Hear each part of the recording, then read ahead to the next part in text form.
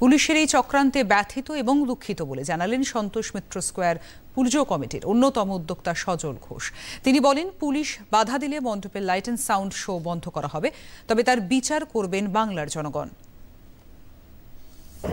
পুলিশের এই চক্রান্তে আমরা দুঃখিত, আমরা ব্যথিত, আমরা চালাবো, শুরু করব, কিন্তু পুলিশ বাধা দিলে আমরা সেখান থেকেই বন্ধ করব, এবং যদি আমরা বন্ধ হয় তাহলে আমরা পার্মানেন্টলি বন্ধ করব।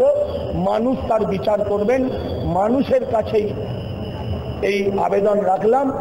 আরো যত পুজো আছে, মন্ত্রী সন্ত্রীদের পুজো, একটা পুজো তারা দেখাতে পারবে না, একখানা পুজো দেখাতে পারবে না। একটা চিঠি দিয়েছে, শুধু একটা বেআইনি পুজো হচ্ছে বোধহয় সন্তোষ মিত্র, অথচ তার পারমিশন এই পুলিশ দিয়েছে, কর্পোরেশন দিয়েছে, তার পারমিশন ফায়ার ব্রিগেড দিয়েছে, পিডব্লিউডি সহ ইলেকট্রিক সাপ্লাই তারা দিয়েছে।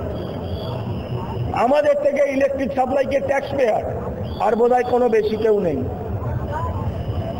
তো আমরা এটাই বললাম যে যদি এরকম চলতে থাকে তাহলে আমাদের কাছে পুজো বন্ধ করা ছাড়া, কারণ পুজোয় আমি কোনো রিস্ক নেব না, পুলিশ যেমন নেবে না আমরাও নেব না, পুলিশের এই চক্রান্তে আমি পা দেব না।